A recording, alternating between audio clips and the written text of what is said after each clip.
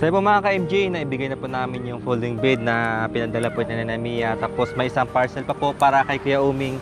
Yan, mabigat din po siya mga ka-MJ at di po namin alam kung anong laman to. Kaya tara po mga ka-MJ, samahan niyo po kami ihatid to kay Kuya Uming. Kaya let's go. Hindi lang po yan, meron pa po isang parcel. Yan.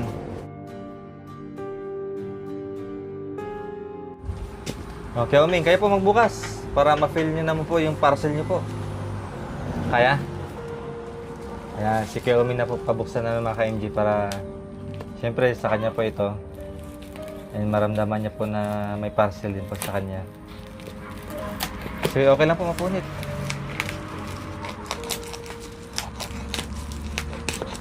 Ano kailangan ito mga ka-MJ?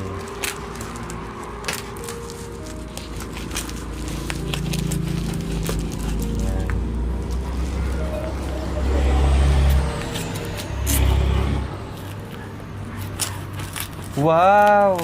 Wala pa. Karton.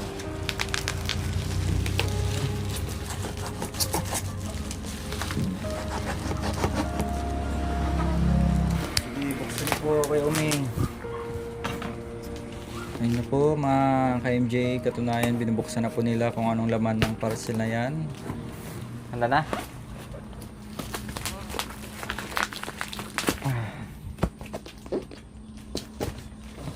Sealed na sealed. Buksan niya pa kayo, Uming.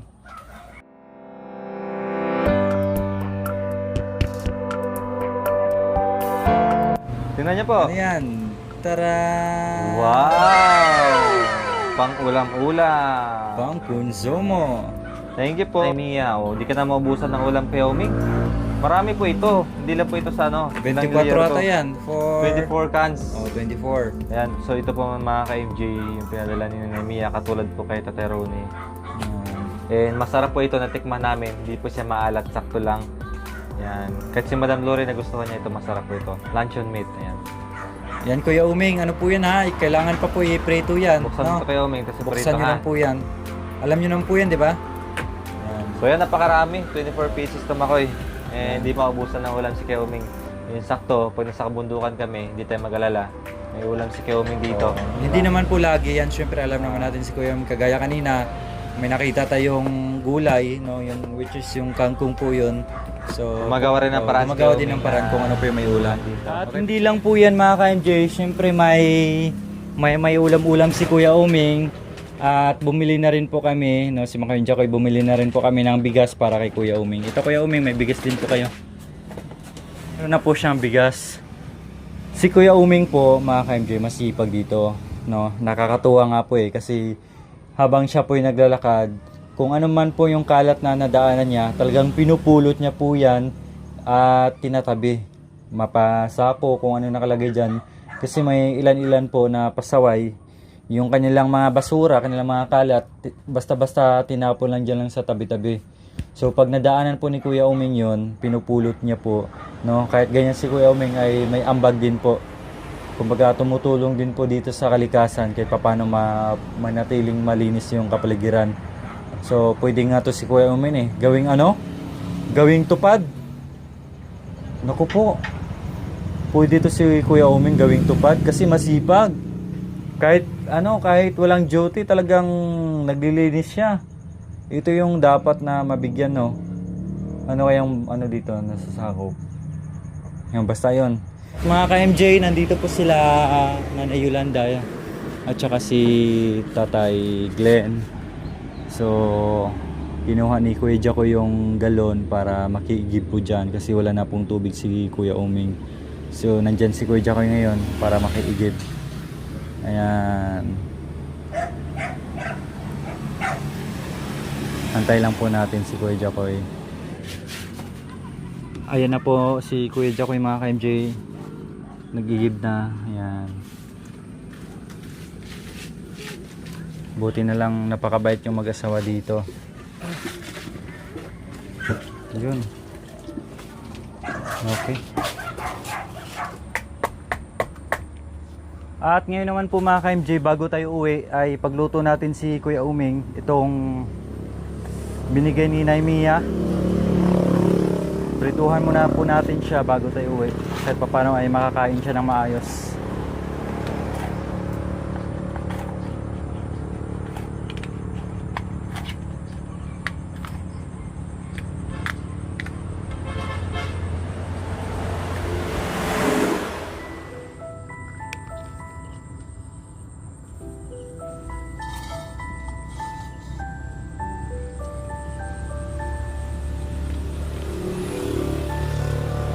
Bago po kami uwi, luto muna kami ng ulam nyo po ha. May bigas naman na po kayo dyan. At luto na rin po yung kanin nyo. Yan, tama-tama po.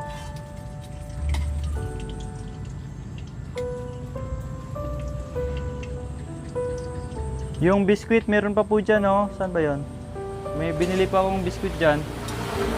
Para matikpan nyo yung ano. Upo po kayo dito oh. Sa bato. Meron dito, wait lang kayo, Meng. Ay. Diyan po, ito po. Ito, kainin niyo po. Merinda muna kami mga ka-MJ. Habang nag-aantay po sa pagkain. Para may laman yung tiyan.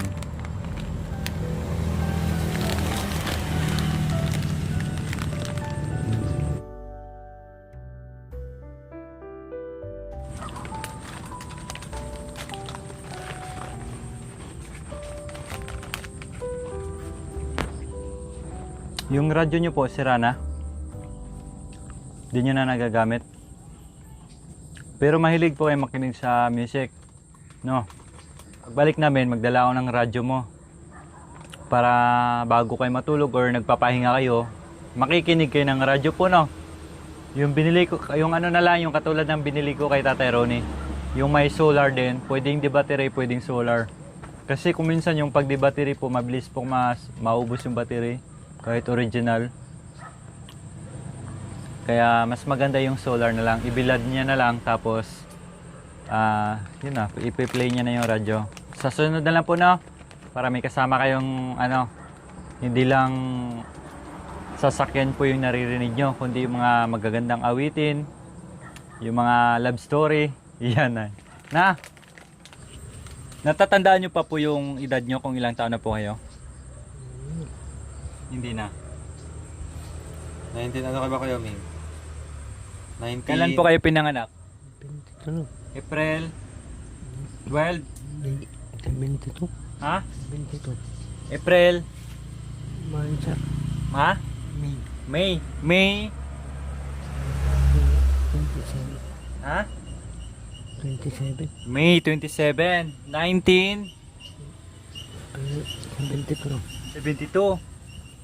May 27, 1972. Sakto yan? So ilang taon na yun? 53? Bata pa siguro. Bata pa 53 pa po kayo. Hindi po halata sa inyo 53. Ayan. So mga ka-MJ, naluto na po yung niprito nating luncheon meat na pinadala po ni Naimia. So kakain na po si Kuya Uming kasi naluto na rin po yung kanin niya. Bago po yan Kuya Uming, may binili din po kaming ano sa inyo. Kape at asukal, ha? Ayan po, may kape asukal na po yan. Yan. Tapos, dito ko na po ilalagay ito. Magagamit nyo po ito, ha? Bibilisan ako ng pako. Kailang tabi nyo na lang po yan. Kasi maraming pako po dyan para may panghugot kayo. Tapos, ano pa? Pambili-bili ng ano ni Kuya Uming. Ito muna may bibigyan natin kasi inaabotan naman natin po siya. Palagi pa lang po kayo nagsisigarilyo? Hindi nagaano. Huwag na mabili. Gusto nyo yung tabako na papel para mas mura. Ano lang po yun, ganito kalaki oh. 50 ganito. Matagal yun na pong ubusin. Tapos papel, gaganyanin mo lang oh. Subukan mo rin ha. Para less nicotine, less expenses. Tsaka bago man yun, ano lang, lagi namin sinasabi sa'yo, alalay lang po sa pagtatabako ha. Kasi alam nyo naman yung sitwasyon nyo, baka lalo kayo manghihina. Okay? Tapos Kuya Umi, may bigas na po kayo dyan. Kumain po kayo sa tamang oras. maaga pa lang po, magsaing na po kayo. Pang ano niyo na, pang almusal, tanghalian, hapunan. Ha? Para isahan na.